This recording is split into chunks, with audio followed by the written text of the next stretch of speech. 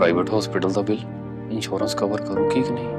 मुख्यमंत्री सहज योजना कार्ड हैगा, फिर कोई टेंशन नहीं, थोड़ा सारा ट्रीटमेंट कैशलेस है। बिना पैसिਆਂ ਦੇ जी हाँ, ਹਰੇਕ ਨਾਗਰਿਕ ਜਿਹੜਾ ਹੈ ਉਹ ਮੁੱਖ ਮੰਤਰੀ ਸਿਹਤ ਕਾਰਡ ਜਦੋਂ ਬਣ ਗਿਆ ਤਾਂ ਉਹ 10 ਲੱਖ ਰੁਪਏ ਦਾ ਮੁਫਤ ਤੇ ਕੈਸ਼ਲੈਸ ਜਿਹੜਾ ਇਲਾਜ ਕਰਾਉਣ ਦੇ काबिल भी होगा, एलिजिबल भी होगा। पंजाब सरकार लेकर आई है दुनिया की पहली सेहत योजना। अब पैसे के कारण पंजाब का कोई भी नागरिक बढ़िया इलाज से वंचित नहीं रहेगा। सेहत का हक सबके लिए।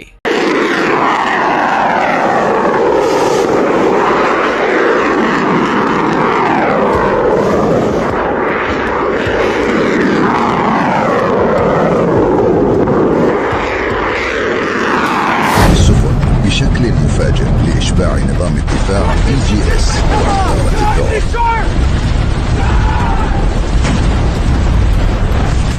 في المرحلة التالية تشن مئات الزوارق السريعة من فئة عاشوراء والوحدات در دوره دوم مدیریت جناب دکتر حسین کلیوردی عزیز البته از دور پایان در واقع روزهای دوره اول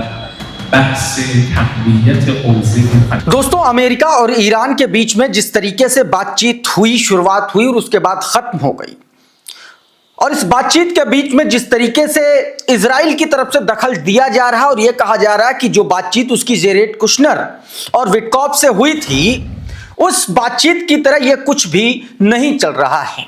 और अगले ही दिन यानी कि आने वाले बुधवार को, इसी बुधवार को फिर से वॉशिंगटन दौरे पर बेंजामिन नेतन्याहू जा रहा है। तो अब यह माना जा रहा है कि बेंजामिन नेतन्याहू दरअसल आखिरी बार ट्रंप को यह बताने जा रहा है कि आप साथ में हैं चाहे नहीं हैं, हम अकेले ही ईरान पर हमला करने जा रहे हैं।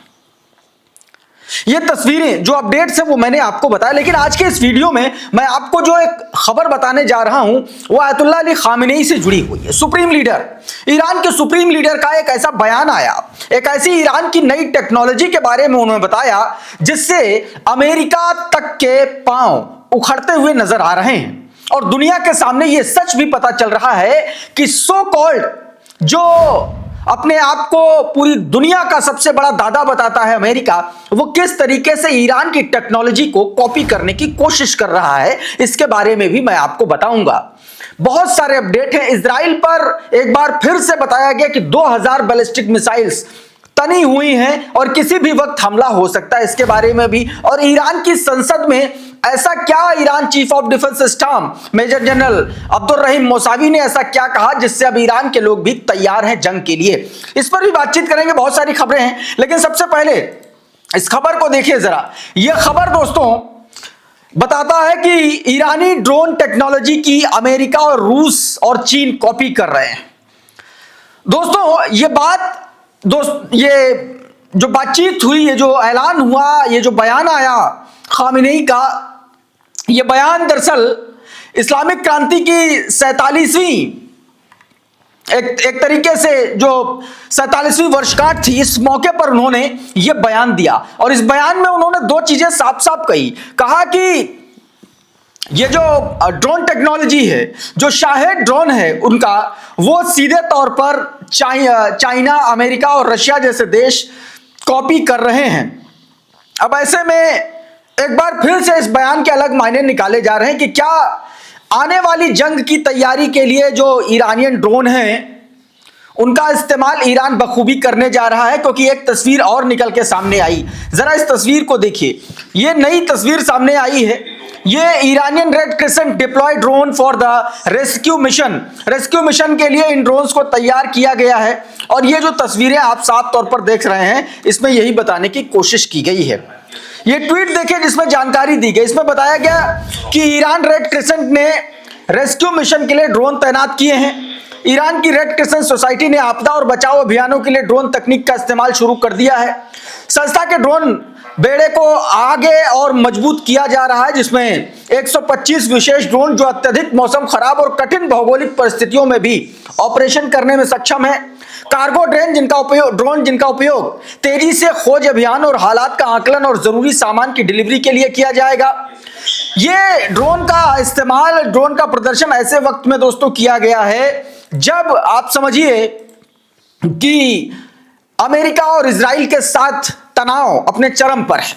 इसी बीच दोस्तों एक और बड़ा खुलासा सऊदी अरब को लेकर के हुआ। तो देखिए बीते दिनों अमेरिका की तरफ से, अमेरिका के एक बड़े अधिकारी की तरफ से एक बयान आया जिसमें यह दावा किया गया कि अगर ईरान ने न्यूक्लियर बॉम्ब बनाया तो अगले ही दिन सऊदी अरब के पास न्यूक्लियर बॉम्ब होगा। और उसके बाद आज जो खुलासा हुआ ये हुआ, और ये बात किसी और ने नहीं, आईआरजीसी के एक बहुत सीनियर कमांडर हुसैन करानी मोगदम ने किया। उन्होंने दावा किया कि सऊदी अरब के पास परमाणु बम है और अमेरिका और इजराइल को इसकी पूरी जानकारी, और लगातार ये बयान आते रहते हैं। अब ऐसे में ये बयान आना अपने आप में बता रहा है कि दरअसल जो मिडिल ईस्ट के जो तमाम सारे मुस्लिम कंट्रीज हैं उनका रुख आने वाली जंग में क्या रहने वाला है। मसलन जॉर्डन की बात कर लीजिए, आप सऊदी अरबिया की बात कर लीजिए, और कतर पर भी आप यकीन कर नहीं सकते।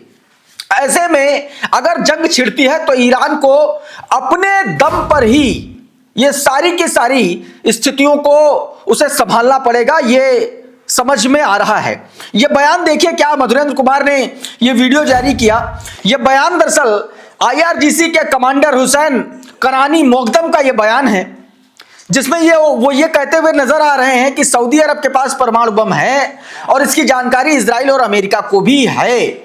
उन्होंने खुफिया सूचनाओं, कथित गुप्त अभियानों और ईरान पर मंडराते युद्ध के खतरे का भी जिक्र किया इस पूरे इंटरव्यू में। दोस्तों अब ये दोस्तों देखिए बहुत सारी चर्चाएं चल रही है और ईरान अपनी तरफ से तैयारी कर रखा। तैयारी की एक और तस्वीर जरा ये सैटेलाइट से खींची गई इस इमेज को देखिए।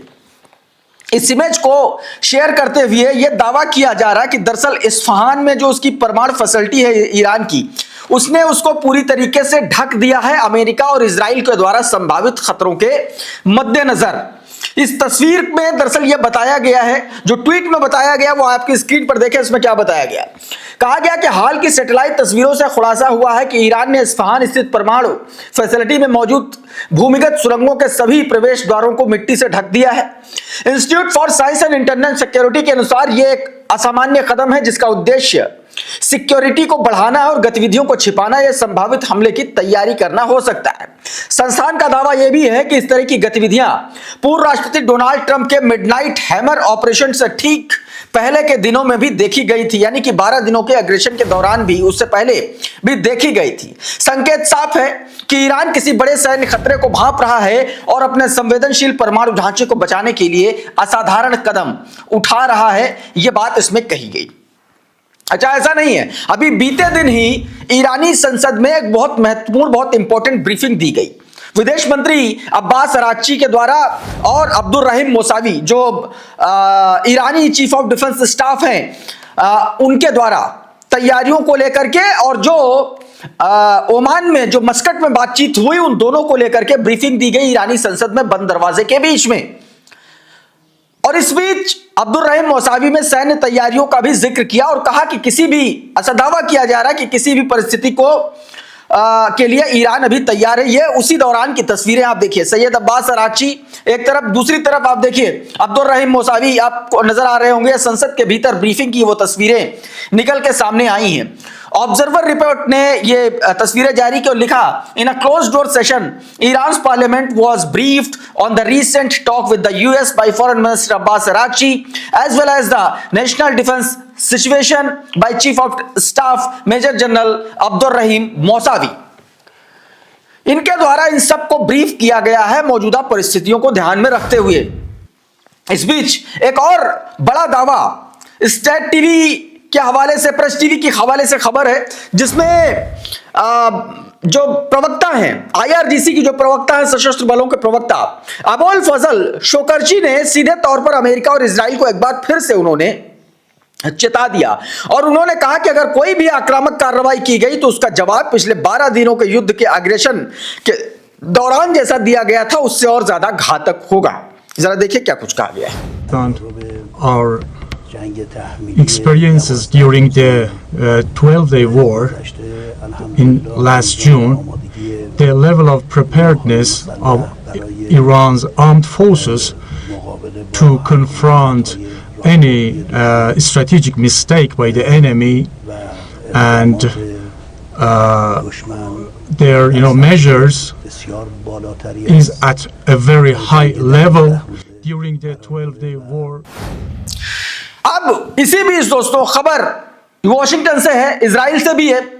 कल बेंजामिन नेतन्याहू वॉशिंगटन जा रहा है और वॉशिंगटन जाने से पहले बेंजामिन नेतन्याहू क्या बात करेगा इसके बारे में मैंने आपको पहले भी बताया है, एक बार और बता देता हूं। दावा यह किया जा रहा है कि बेंजामिन नेतन्याहू ईरान पर अटैक से पहले डोनाल्ड ट्रंप से फाइनल मीटिंग करने जा रहा है। जरा विजनर का ये ट्वीट देखिए, इसमें बताया गया था meeting between the US president Donald Trump and Israeli PM Netanyahu on Wednesday will address the detail of the possible military action related to Iran. Iran के खिलाफ मिलिट्री एक्शन को लेकर के ये मीटिंग होने वाली है, ऐसा इसमें दावा किया जा रहा है। एक और तस्वीर देखिए, ये इजराइल बाकायदा इस तरीके की लगातार बातें कह रहा है और लगातार ईरान भी ये बातें कह रहा है कि अगर अमेरिका ने ईरान पर हमला किया तो ईरान सबसे पहले अमेरिका के जो मिडिल ईस्ट में 19 से ज्यादा बेस हैं उन पर अटैक करेगा और इजराइल पर हमला करेगा। और इजराइल देखिए क्या कह रहा है आपकी स्क्रीन पर, कह रहा है कि इजरायली खुफिया एजेंसियों का आकलन है कि ईरान जो है लगभग 300 प्रिसिजन बैलिस्टिक मिसाइलें प्रति माह बना रहा है, जो एक साल में करीब 3600 मिसाइलों के बराबर होगा। और शायद यही वजह है कि इजराइल हर बार बातचीत में एक बात जरूर कहता है कि जो ईरान का बैलिस्टिक मिसाइल प्रोग्राम है उसको फौरन बंद किया जाए, क्योंकि इजराइल को लगता है कि उसके पास भले ही अमेरिका का हाथ है लेकिन ईरानी बैलिस्टिक मिसाइलों ने उसका क्या हश्र किया था पिछले साल जून में वो पूरी दुनिया ने देखा था। बीरशेबा से लेकर के हाइफा तक और हाइफा से लेकर के तेल अवीव तक तमाम सारे बड़े शहर तहस नहस कर दिए थे ईरान ने दोस्तों। इस बीच ईरान में बीते दिनों हुए प्रोटेस्ट को लेकर के एक बड़ा दावा निकल के सामने आया और यह दावा वहीं के एक शिया मौलवी ने किया। इस बयान को बड़ा विवादित बयान के तौर पर देखा जा रहा है और वाकई में यह बड़ा विवादित बयान है। क्या कहा गया, जो प्रोटेस्टर्स जेल में बंद हैं उनकी सीधे तौर पर उनकी हत्या की बात कही जा रही, कह रहा है कि उनको जेल में मत बंद करो, बहुत महंगाई है, बहुत लोग परेशान है, बिजली पानी नहीं, इसलिए उनकी वहीं पर हत्या कर दो, इस तरीके की बात कही जा रही है। यह मधुरेंद्र कुमार का ट्वीट है और ये जो स्क्रीन पर आप जिस शख्स को देख रहे हैं इन्होंने ही ये बयान दिया। इन्होंने, इनका नाम दोस्तों जारी नहीं किया गया, लेकिन इन्होंने जो कहा बताया कि प्रदर्शनकारियों पर कैदी बनाकर क्यों रखें, उन्हें खाना बिजली पानी देना महंगा है, त्वरित फांसी देना चाहिए ताकि जेल खर्च बचे। बयान सामने आते ही ईरान के मानवाधिकार जो संगठन है उन्होंने इसकी निंदा की है और हिंसा और गैर न्यायिक हत्याओं को बढ़ावा देने वाला इस बयान को बताया गया है। वीडियो क्लिप सोशल मीडिया पर दोस्तों यह लगातार वायरल हो रहा है। दोस्तों अभी के इस वीडियो में बहरहाल इतना ही। बहुत बहुत शुक्रिया, बहुत बहुत धन्यवाद। आप जुड़े रहिए आपके अपने चैनल द लाइव टीवी के साथ। नमस्कार। द लाइव टीवी, सच सबसे आगे।